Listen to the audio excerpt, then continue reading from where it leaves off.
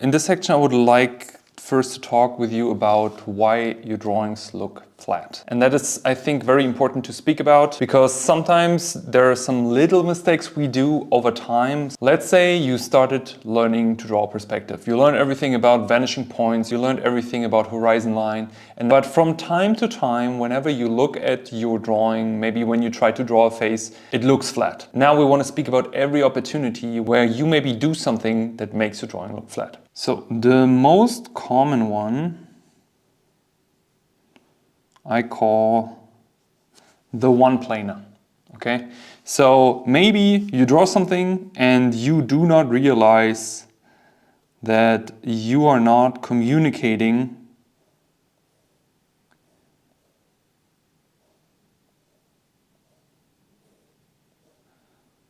one, two, three planes well enough. So ask yourself, do I do the one-planar? Because what we always need to understand that there are moments when you work as a designer, when you work as an artist, that we actually utilize the one-planar for designs. Because when we're designing, we want to work in silhouettes. So we utilize only one dimension in order to create thumbnails. Because while we design, we can simplify things and it's easier to think about when we just think in one dimension. But majority of times when we draw things, we want to communicate all three planes, that we have the 3D effect. A very common example for this is also that when you try to draw a face, and let's draw it like this. Let's say you try to draw a face and you draw the face absolutely frontal. Then the face is, so to speak, on one plane. But how it should be, but still simplified, it would need to be here. Next reason why your drawing looks flat could be that you're not aware how you place your elements. So for example, you place all your elements right next to each other. And for this I draw like small little hills next to each other. So they all have an equal hierarchy in visibility. But what we actually want is we want to have a clear 1, 2, 3 readability. So it's a problem in placement. Another reason why your drawings look flat, especially when it comes to boxes and 3D forms, or something looks odd, could be that you're not considering your vanishing points are on the same page.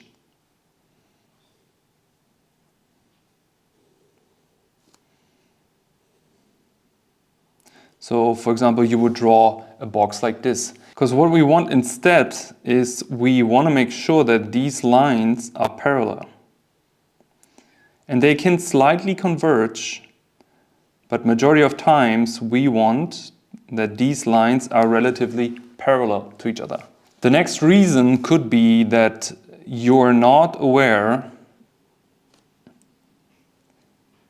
where you place your horizon line. So for example, something that I made a video about already, where you have the tendency to draw things like a sticker. For example, let me try to draw it as stickerish as possible.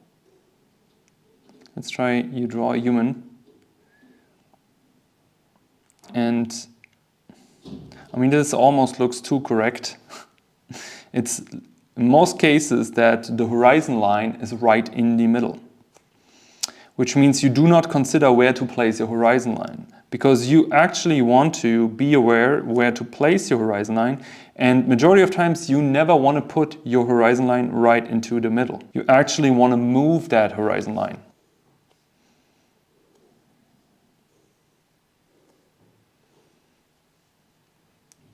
So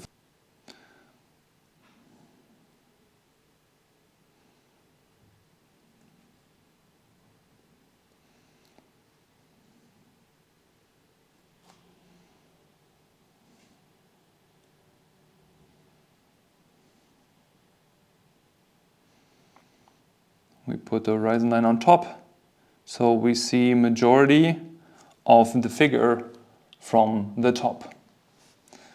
So that equals a box which is relatively top heavy. The next step to this is thinking more of an extreme lens.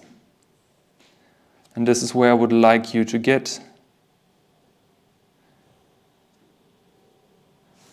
Considering that even if we utilize the basic principle of perspective,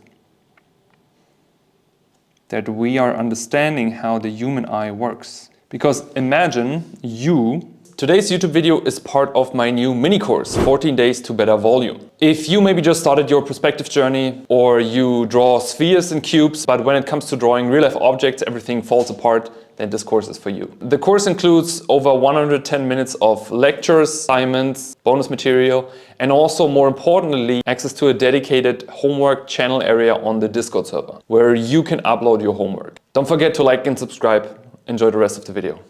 Let's say you are standing in front of a wall, right? And you look up to that wall. So let's say there's a wall here.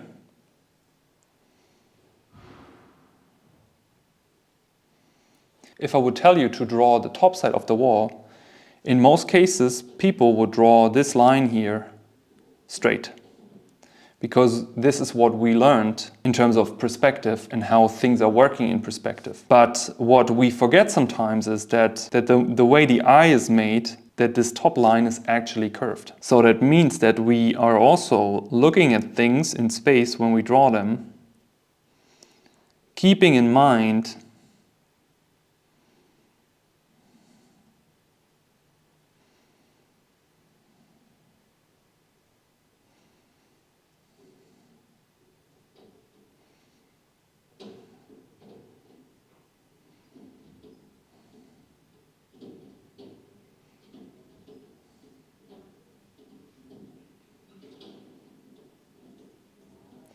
there is some round conversion. So I want you to look at things more in a tendency of a lens, rather than considering that everything you draw on top is straight and everything on the bottom is straight as well. Rather than considering that things are either way more curved. Another thing that you maybe not consider, the size relationship of elements. So maybe you want to place objects on top of each other.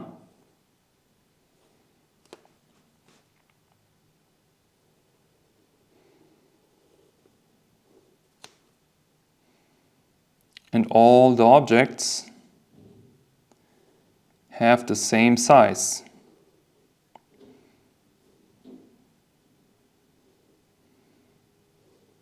Rather than having some sort of hierarchy of big, medium and small. Because if we have a hierarchy in size, this looks relatively pleasing to the eye rather than everything is medium. And that makes things look boring. By the way, this is also a very important rule that you can remember for upcoming design. So let's say you are a bit further in the process of drawing, and let's say you are managed to draw maybe a figure or part of a figure or a portrait.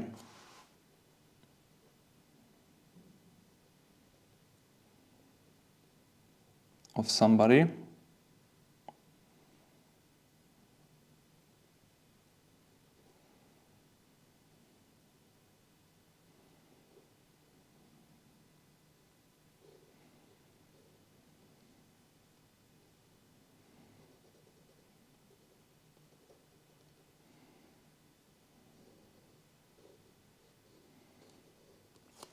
But now you have to deal with the background.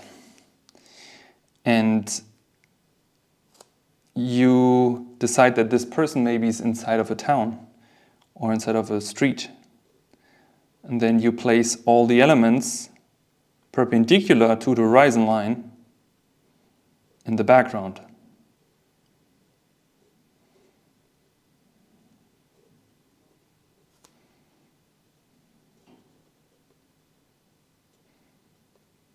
rather than considering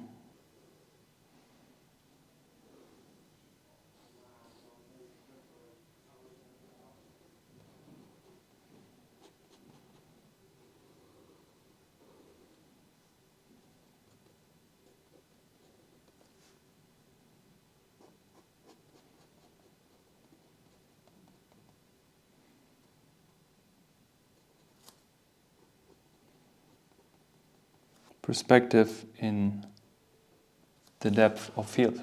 In concept art, there is something that we use that we sometimes call the fake perspective, which is utilizing the so-called two-planar, which is creating some sort of a fake perspective. We often use that for character thumbnail creation. It is much easier to have something that is like a one-dimensional design, but we shift it slightly to the side in order to create some cooler effect for it. But of course, if we would have the tendency to improve that, it's always better to consider something where we have the design more in a clear three-quarter view. So, for example,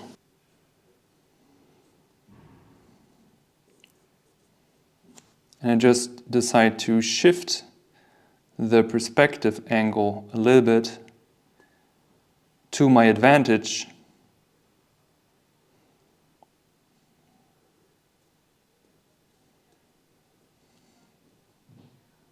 That makes the look of it much better automatically. Another reason why your drawings suffer a little bit is that you are not fully aware of your ellipses. So ellipses are perfect circles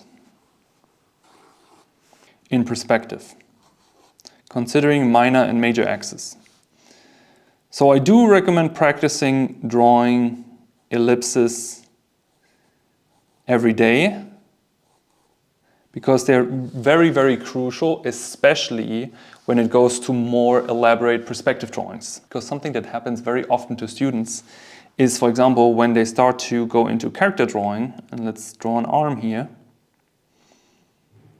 and let's say this character has some sort of wristband, design-wise, they have the tendency to draw that relatively flat. But it's actually wrapping around the form of the arm. And this happens because they are not considering that things are wrapping around the form. And that has to do with really understanding your ellipses and understanding how ellipses are working. And last but not least, why your drawings maybe look flat is that you draw in symbols versus forms. And one of the most common thing is probably this.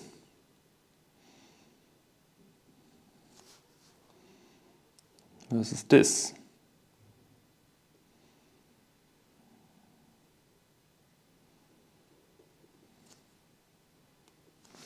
Or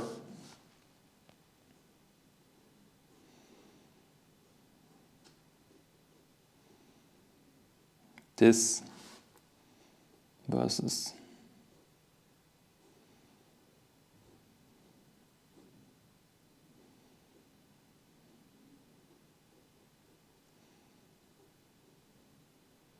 this.